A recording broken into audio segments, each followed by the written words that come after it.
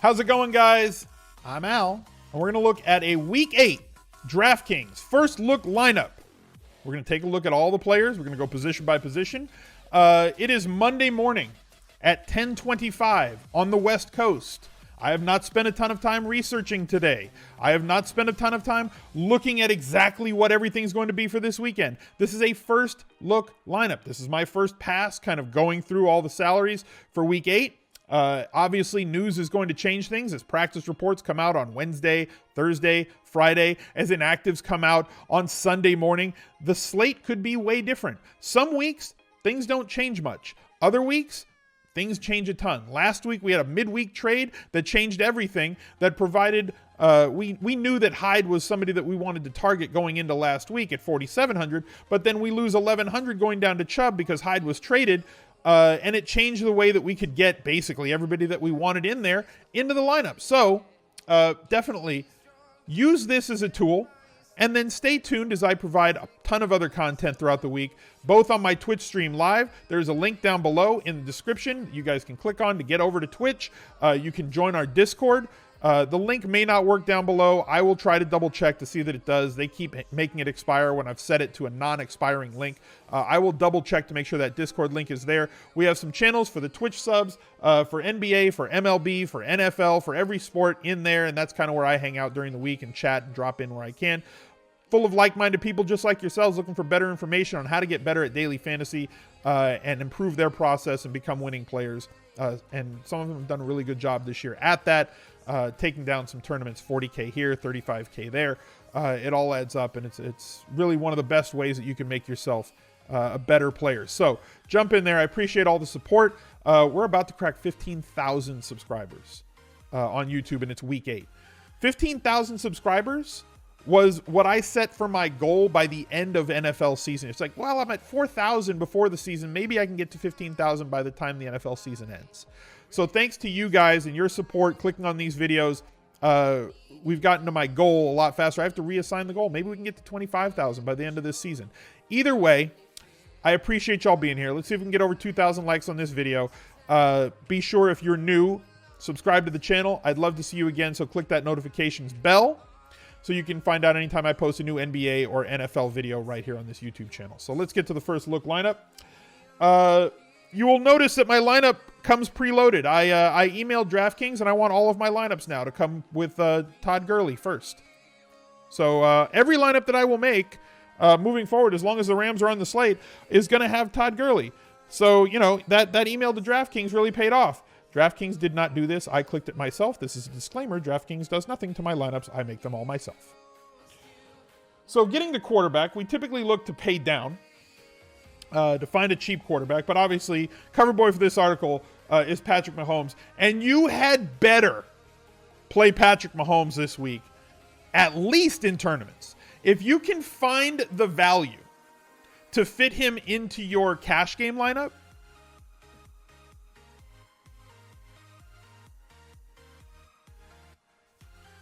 dude hasn't scored less than 20 points in any game this year. We knew that interceptions were coming, right?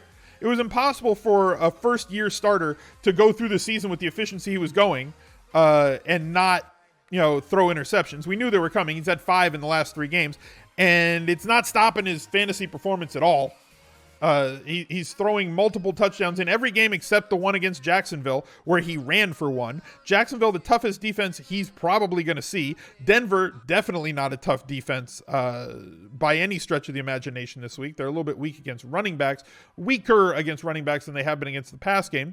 They definitely stifled his performance here in this game. The rushing touchdown kind of boosted him. Without that rushing touchdown, he would have had under 20 fantasy points for the only time this year. I expect that to rebound nicely with every member of this offense completely healthy and clicking. Patrick Mahomes as good as any.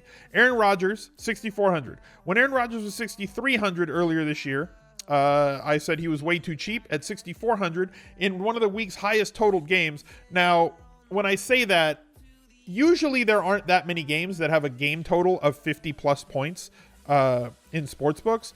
On this slate, Broncos Chiefs 55, Browns Steelers 50, Seahawks Lions 49. I know it's not 50, but bear with me. Buccaneers, Bengals, 53.5. Rams, Packers, 56.5. Raiders, Colts, 51. This appears that it's going to be a massive scoring slate with all these teams in all these high volume, high scoring matchups, and the matchups that they're in, the puzzle pieces fit, right? So there's a lot of teams that are going up against teams that are weak in the secondary and they have great wide receivers. There's some teams that have good running backs that are playing against teams that have weak running backs and they're massive favorites at home. Like, we'll get to that in a bit. But Aaron Rodgers on the road, teams that are trailing by 7 or more points throw the ball 75% of the time. As if you needed a reason to want to play Aaron Rodgers. Now he's facing the Rams, who still won't have Aqib Talib back. Peter's one of the worst graded cornerbacks in the league. So the Rams, if you're going to beat them, you're going to have to do it attacking the outside. He's got ample weapons on the outside. He's still got Jimmy Graham at tight end. The Rams' worst position defensively, if you want to take if you want to pick, if you want to nitpick at the Rams, it's their linebacking core. So Jimmy Graham definitely going to have a matchup advantage there as well. Aaron Rodgers is 6,400. I don't know how you don't take a massive stand on him in tournaments. Andrew Luck didn't throw the ball 70,000 times this week, threw it 23, but he threw for 4 touchdowns again. 3+ touchdowns in each of the last 4 games. Efficiency matters more than attempts at quarterback. But when you have attempts and you're efficient at throwing touchdowns, like Andrew Luck has been over this stretch, I don't care about the interceptions. Everybody worries about interceptions. Interceptions cost you like a point. If they return for a pick 6, that's even better. Your quarterback gets the ball back and now they have to score, right? So like, I don't care about interceptions. I care about this number here. I care about these numbers here versus this number here. And we're looking for 18 to 20 points out of Andrew Luck. He's exceeded that by big margins some weeks. He's missed it twice. I think Andrew Luck is fine. Again, 6,300, maybe a little bit much for me in cash. We may have to go there, especially with Andy Dalton scoring off against Tampa Bay, who has been as giving as possible to opposing quarterbacks. And we get Andy Dalton coming off of a bad game on an island game against Kansas City. So people might be kind of backing off of him based on the fact that everybody just saw him kind of not do great. So now all of a sudden, we get a great spot for Andy Dalton in tournaments. I think he's cash game viable, and something that we should definitely be considering, at least for the sake that he's scoring off against a terrible team. Jameis Winston, another play for me. Okay, Trubisky's been really good the last 3 weeks, we do have to say, right? I think he's got the highest average points per game of any quarterback over the last 3 weeks. However, if you look at PFF grades and you put any weight on them, he has not played well in the last 3 games, even though his numbers from a fantasy perspective look like they're great the last 3 games. He's the lowest quarterback rated by PFF over the last 3 games total, and was one of the lowest quarterbacks rated this week, lowest graded quarterbacks this week. But this right here is something that most of us did not anticipate. His rushing floor has been fantastic. He did get into the end zone this week. I'm not expecting 80 yards, but if he rushes for 30 yards a week, right? Only week he didn't rush for over 20 was week 3 against Arizona. These are points that we were not counting on, and apparently they're there as a part of this offense. This is an outlier and won't happen again. This is not. So Trubisky, definitely a tournament option for me, but not somebody I really want to tackle in cash, I guess. Jameis Winston, somebody that I do think is cash game viable. Again, good rushing floor. Going to throw the ball a ton. They have to pass the ball to be effective. Barber and Jones are not really going to be able to pound it, so they have to throw the rock. 300 yards in play every single time Jameis Winston is under center. We saw that before he came back with Fitzpatrick, and now we're seeing it again with Jameis. This offense has to throw to be effective. Jared Goff is only 6K. Jared Goff's only 6K.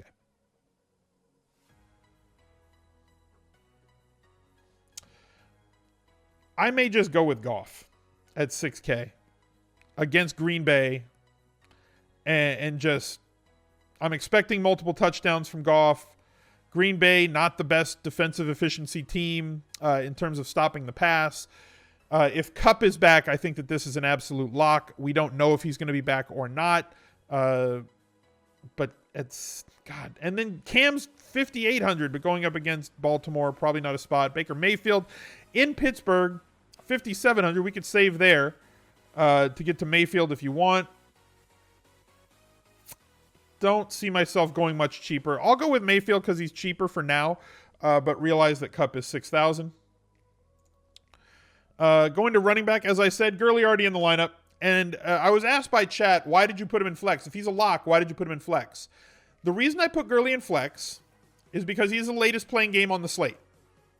And you always want to put your latest playing player in the flex. In cash, I pretty much intend to play 3 running backs in cash. I'm trying to get 70 touches out of my 3 running backs. It's kind of the route that I go. So to me, if I'm going to plug in 2 more running backs, nobody's playing later than the Rams, so I want Gurley in my flex. If you put him there, and if you're playing head-to-head against somebody, and you're losing by a point or 2, and you know that they have Gurley because you add up their salary that they've had, and you have Gurley and they have Gurley, you should probably pivot off Gurley to anyone else.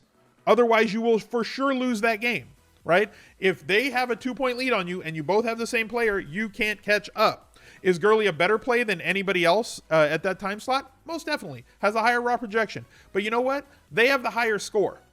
So if you have to swap, you can swap to a wide receiver or a running back or a tight end in that flex spot. If you plug him in at running back and you've locked up your flex spot, you have no flexibility whatsoever, and you can't chase somebody down who's higher than you. So a little lineup building strategy thing there. So if we're going to play Gurley, we need to find a value running back. And to me, at home, Marshawn Lynch, probably not going to play, right? Out for a month. They've got him as doubtful. I'm going to say out. Doug Martin could be the guy. Could be, right? If he's utilized in the same role as Marshawn Lynch, then I think that he should be a guy that gets 15 touches, hopefully involved a little bit in the passing game. But the player that I think will definitely be involved in the passing game is Richard.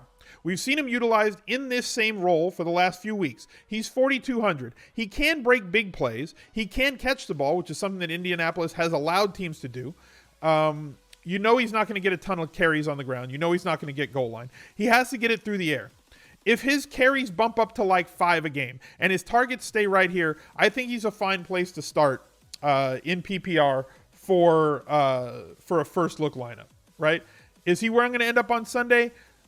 Probably have some in tournaments. Don't know if he'll be my cash game lineup, but at least he allows us some sort of value to get there. Now we're looking at who we can play. And we've talked about having running backs that are in high total games that are big favorites at home. Connor, 7,500.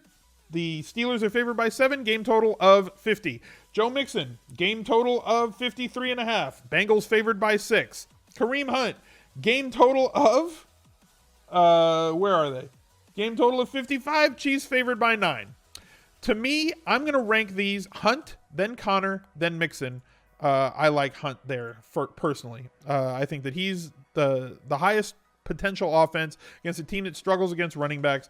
I do like Connor, especially if Le'Veon Bell is not back. And he, as of the time that I'm recording this video, he had not reported to the Steelers practice facilities. Mixon, if he gets those 22 touches a game that he was getting the first 3 weeks, great. The last 2 weeks, he has not gotten that same sort of usage. So the floor to ceiling for Mixon is exactly what I have felt the floor to ceiling for Mixon has been for basically this whole season. If he gets 20-plus touches, love Mixon in this game against Tampa Bay. If he gets 15 touches, I don't think he's much of a cash game play. I think he is eligible for cash. I think he is viable for cash. I prefer him more as a tournament play with the other guys that are around him at this point in the week based on where he is. David Johnson, could he take a step forward with Byron Leftwich calling the plays? Maybe. In terms of cash, I'm in wait and see mode. He's priced up to 6,700. If he was down at 59 again, it would be a different story. To me, he's priced up at a point where I want him in tournaments, but not cash. Christian McCaffrey going up against Baltimore. I typically fade running backs against Baltimore, but he is not a typical running back. Tariq Cohen in 2018, to me, looks a lot like Christian McCaffrey in 2017, where you're going to get 5, 6, 7 carries, but you're also going to get 7, 8, 9, 10 targets a game.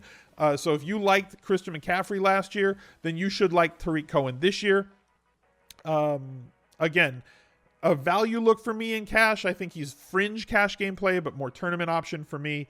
Marlon Mack had a big week. Kerryon Johnson, another one. Favored home running back here. Saw 19 touches last week on the ground, 2 through the air. If Theo Riddick is out, then Kerryon Johnson going to be extremely popular at 5,300. The kid is clearly the best running back that the Lions have. You know that you're going to lose carries inside the 5 to LeGarrette Blount when they have time to get that package off the field. If they go hurry up, like let's say they get inside the 5 and they go hurry up, Kerryon Johnson will stay on the field. If they don't go hurry up and they have time to get the jumbo package in there, he is not a part of that jumbo package. If they go with a fullback and 2 tight ends, then it's most certainly going to be LeGarrette Blount. So realize that if they get the ball around the goal line, you're not going to get vultured. That's just the plan, right? John Kuhn on Green Bay was the guy that used to vulture touchdowns. The guy who is supposed to be the goal line back is not a vulture. That's just the goal line back. Looking at wide receivers, again, whole lot of places we can go here. One, this Tampa Bay Cincinnati game. Okay, well, one, Tyreek Hill. He's good. Okay? 8,600 is a lot to pay, but if he's going to get 10 targets a week, I'm not against it. I don't know if we can afford him. We only have 4,600, so let's just plug in a 3K defense, Colts. Just to see what we got. Let's look at tight ends, and then we can figure out what we're going to do at wide receiver. So at tight end, Kelsey's as good as they come. Also in a high totaled game. George Kittle going up against Arizona. Going to get fed targets a ton. Jared Cook, not somebody that I really play. I thought people were overreacting to the amount of volume that he got here. He is a 4 to 6 target a game guy, essentially. That is way too expensive at 5K for a 4 to 6 target guy, right? You can find a 3K to 3,500 tight end that's going to get you 4 to 6 targets.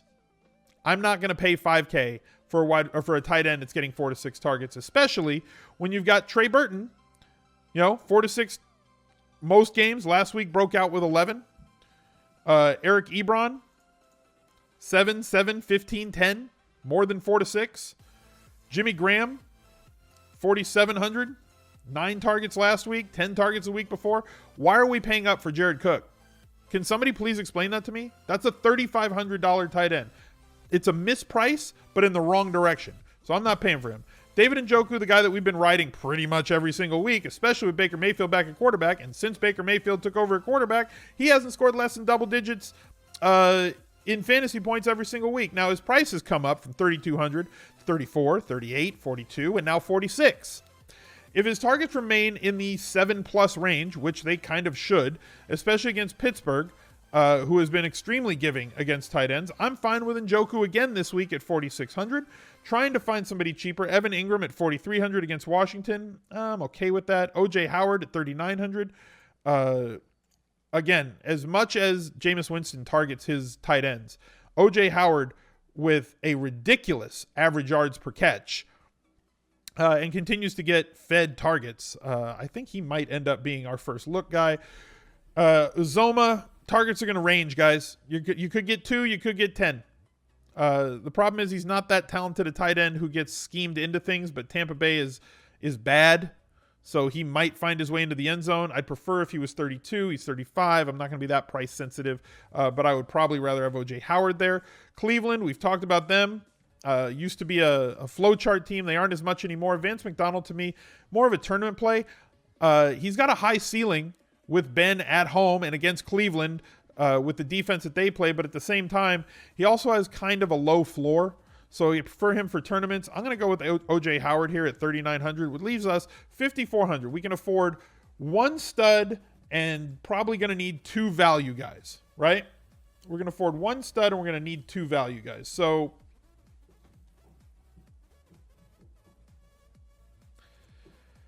man, I hate looking for value wide receivers right now.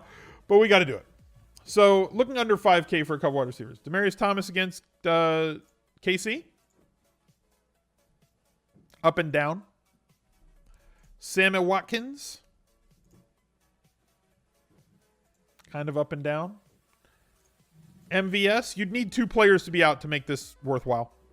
We'd need Cobb and Allison both out to make this worthwhile. If Cobb or Allison are in, I'm probably off of MVS. Godwin. Getting consistent usage. Don't hate that at 4,500. Really don't. Curse, probably dead to me. Robbie Anderson, not dead to me. 10 targets, but how much upside? Right? Like, he'd have to catch a long one, but at least that's something that we know is a part of his locker. Sutton, 3,800. Callaway, 3,800. Doxson, as long as everybody's injured, at least you know he's going to have a floor that shouldn't kill you. I'm going to shoot for the moon here. I'm going to go with Anderson at 41. I'm going to go with Godwin at 45. I don't love having two Buccaneers. That allows us 7,800. We're probably going to have to come down to get the on defense to get the wide receiver that we want. Because I want one of these guys up in here. Whether it's going to be Antonio Brown, who has not had the year that Antonio Brown was expected to have, right? But he's still averaging 21 fantasy points a game. AJ Green, probably my favorite play against the Buccaneers. You know, probably the guy that I want to roster the most. He's a want. Is he a need? I don't know. Devontae Adams, 24 points a game, guys. He has thrived with Allison and Cobb out. He might take a step back when both of them come back, but like he'll take a step back to this, which is like 16, 18, 24 points. Aaron Rodgers' number one target tends to end the season with like 12 plus touchdowns every year. Devontae Adams directly on pace for doing that. We're going to have to come down on the defense. So at defense, what do we have that's cheaper? Ravens on the road, Redskins on the road, Chiefs at home against the Denver Broncos, who do turn the ball over a ton with Keenum. Rams defense at home against Green Bay. Not sure I want to pick on Aaron Rodgers. Cincinnati against Tampa Bay, they definitely turn the ball over. And the Bengals are an aggressive defense. The Browns just keep doing it. You know, they had one bad week. It was at home. They had one bad week at home against what I think is one of the best offenses in football, and the Chargers when they have everybody there.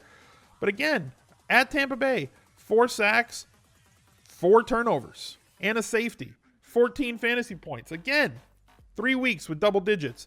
For 2,100, they might be the best value on the board.